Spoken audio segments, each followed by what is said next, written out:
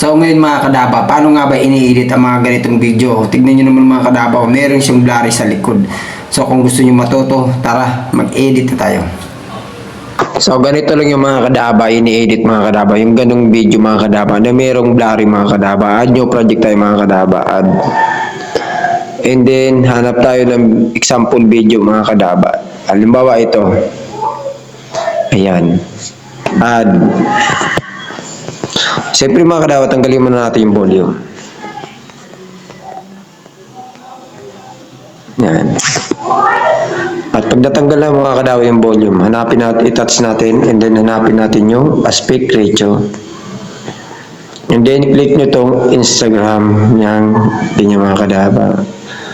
Then i-drag nyo lang yung mga kadaba. Ganun lang o. I-drag nyo lang. Yan. Ganyan mga kadaba. So ngayon ang gagawin nyo mga kadaba, pag okay na, hanapin natin yung overlay. Add overlay.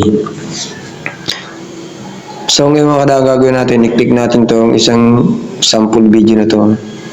Ayun na mga kadaba. So ngayon, tanggalan muna natin siya ng volume kasi baka maka-copyright. Ganyan. Yan. Tapos putulin natin. Split, then delete. At pag na-delete na mga kadaba, ang gagawin natin dyan, i-touch lang natin yan, ganyan lang natin. Tapos, i-drag nyo lang yan. Drag nyo lang pag ganyan, no? Yan. Tapos pag okay na, lagay nyo lang dyan sa may tabi.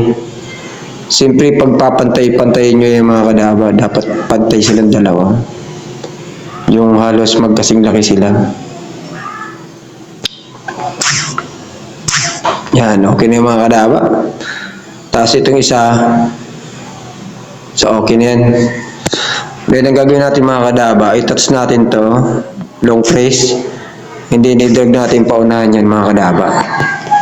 And then pag nasa unahan ng mga kadaba, siyempre kung nakikita nyo, hindi siya pantay, di ba? So ang gagawin natin mga kadaba, magka-cut muna tayo dito. Dito. I-touch natin yan, and then split, delete, and delete. And then ang gagawin natin yung mga kadaba, export muna tayo. Export.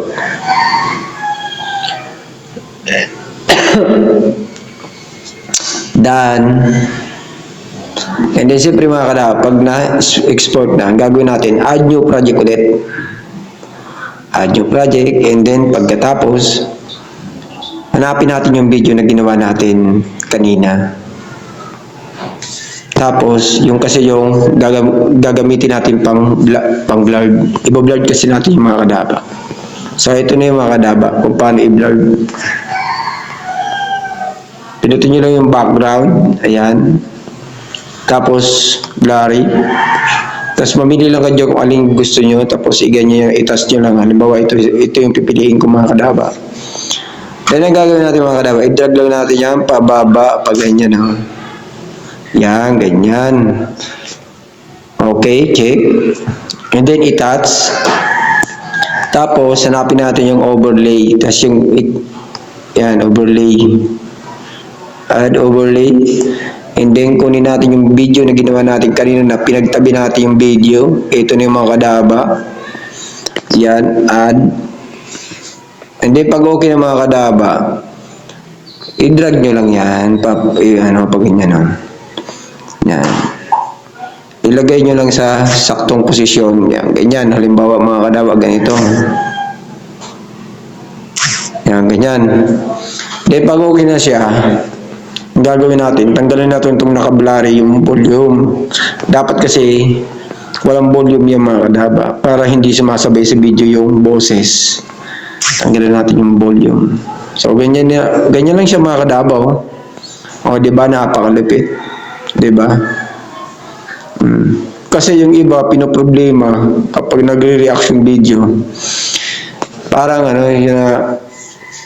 hindi siya sakto sa pagka 9:16, kaya ganito yung gawin niyo mga kadaba. Di ba halimbawa magre-reaction video kayo, pwede ito sa mga reaction video, mga ganitong video. Kaya pag natas yung mga kadaba, Gagawin nyo split.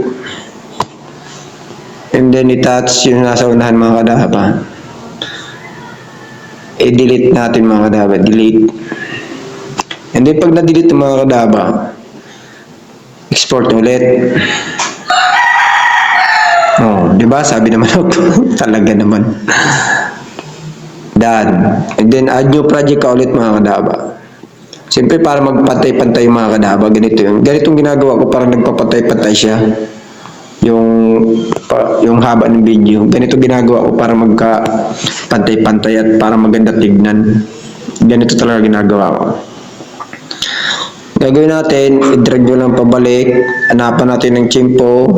Yung video na to, kung saan siya nagkaroon siya ng video ulit. Ayan, pag okay na ganyan na, i-touch lang. Then split. Then delete. Ayan, pag na-delete na siya mga kadaba, okay na yan. Kasi pantay-pantay na siya.